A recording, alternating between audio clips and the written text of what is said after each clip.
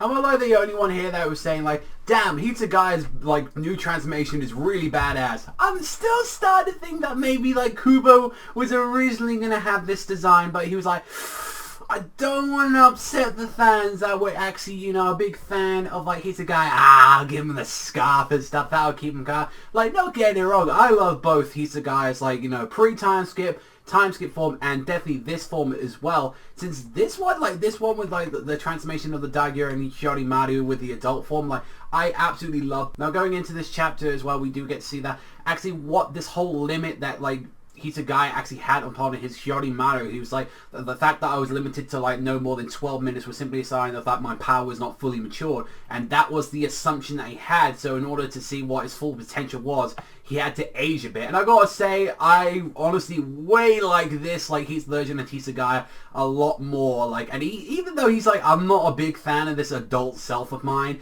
just decided, you know what, let me deal with this piece of shit Hercules, like, you know, this miracle motherfucker. And we find out that how much stronger that he's able to become, since he's actually able to cut easily the blade, just immediately freezing, either saying himself like, no matter the substance, all its functions will cease to activate. And it's like the function of like even his hope can like completely become useless. And surprising that it was like, I'm just going to use straight up my arrow, like screw using my sword. And that's the problem. It's like you literally waited way too long. So like you get to see what exactly Hitsugaya's true strength in this form is, being the Shikai Hyouketsu, which literally means freeze the four worlds. And even that, it takes him 4 seconds just to even activate this technique, which you think about, that's pretty a fast amount of time to use a technique, but in the terms of like, you know, battle series like that, that's kind of quite a long while. And it's like in a matter of 4 seconds he can freeze all matter before him, be it earth, wind, air, or fire. He can actually freeze the particles around him. Now, a lot of people are probably thinking that, obviously, well, this is a lot like Rukia's. The only difference is that with this one, from what we can see, is that this is one in his Shikai, may I remind you. He's not actually putting out with the Bankai, from what it seems like. And being able to do this, the only difference is he has way so much more control than what Rukia has in her Bankai. The fact that she was nearly killing herself because she was she was lowering her own body temperature too much, and even like Byakuya had to teach her how to control. It definitely shows as well, it's once Hitsugaya matured, he's able to actually control this a lot better. And I can tell you what, this is like a character in like Bleach I would definitely love to play as in a game. Like, I would love to like play the adult version of this. But it was all for naught, as like what we got is the miracle. He's like, oh, I'm a disciple of God, I can't be frozen, I'll like crush you with my own hands. And it's like, boy, was that a fucking mistake and all that, because you didn't pay attention as Kenpachi decides to come back. And I'm like, Kenpachi, you know what? You should fucking stay down at this point. I think, like, you're missing an arm, you're bleeding a lot of blood. I'm gonna say, like, Kenpachi, you might want to take a 5-minute break or something like that, because you've probably lost a couple of pints of blood, so I'm concerned for your health, Zorak. And he's, like, cutting his feet. He's like, you bastard, what have you done to my feet?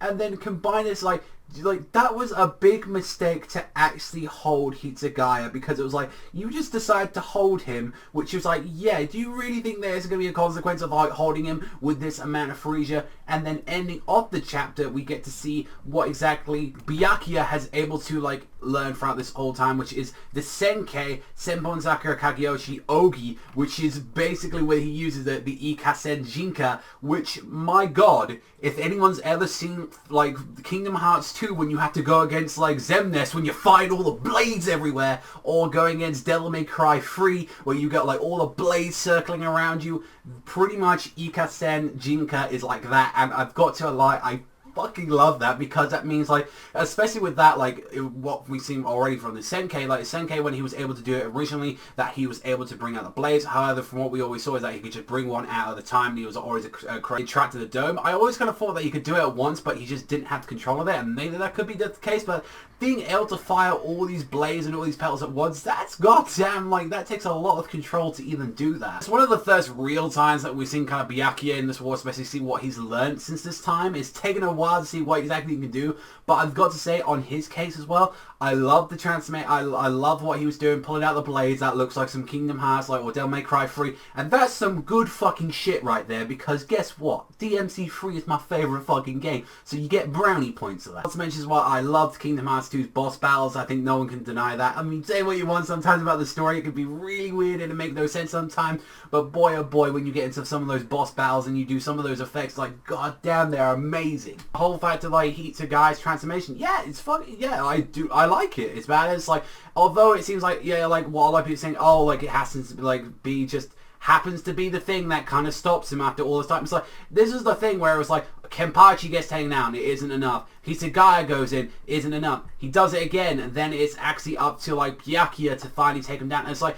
this is the thing I'm liking, because like this is a rare case in Bleach though, where teamwork is in there. That all people work like, so it's like in a way it's making them feel like all equal, that it was thanks to all three of them, that it was thanks to actually taking down the Miracle. You have to give them credit, credits to that they were actually all of them probably to take him down. Although I've been saying probably week and week, it's like, boy oh boy, do I want to get done with this guy already. Like this is the thing, it's a cool moment for Zaraki, Byakuya, and literally Hitsugaya. Like, you're like polar opposites, each of them on like different scales, but it's like, especially, I like, yeah, the feats you can say about the Miracle, he's got some great feats and all that, but boy, I don't give a fuck about this character whatsoever, at all. I'm so fucking tired of him already, but it's like, yeah, even still, like, the more that he's lasting, he is giving us a badass moment between Zaraki, he's getting a badass moment with Hitsugaya, did you get able to show Hitsugaya's abilities, which, by the way, if people don't know, Hitsugaya is my favourite captain, and I liked him when he came out of the time skip with the scarf and all that, but I thought he would have aged a little bit more,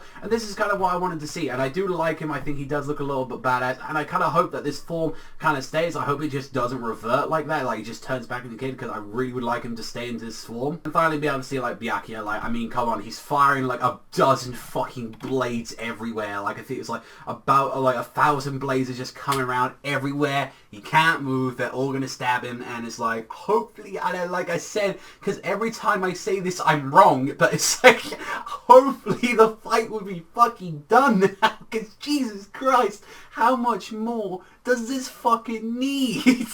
He's been frozen, he's been had a Bankai, he's had his fucking freezing Bankai, it's like, you had Blaze, fuck me Miracle, do me a favour, and stay the fuck down, alright?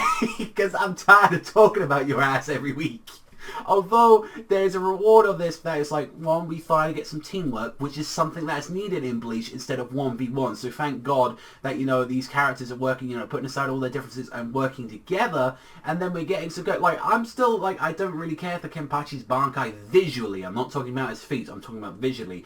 But I think, especially with what we get to see with, like, what exactly, like, he's a guy, because it physically changes the character altogether. Also, is what you do get to see the feats of it already, and it's like, I feel like as well, this is one of those few chapters of Bleach where I can even say as well, pacing. Like, it was good pacing, and that's one thing, like, with a bunch of Bleach chapters, I feel like they're not exactly paced that well. This is what I can say, pacing was fine. It was perfect. Like that, like, if anything, I could give this like an 8.5 to a solid 9, because I think it was a really good chapter. I think this is one of the best Bleach shorts that we've had so far out of this fight, and I really enjoyed it. Which is a shame to say, because, like, you know, out of the big monumental moment that is, like, you know, Kenpachi's Bankai, I still think this is better than, like, the actual release of this Bankai, this chapter. That's all from me, though, so thank you so much for watching. As always, if you enjoyed this Bleach chapter as much as I do, then you hit that like and you hit that subscribe.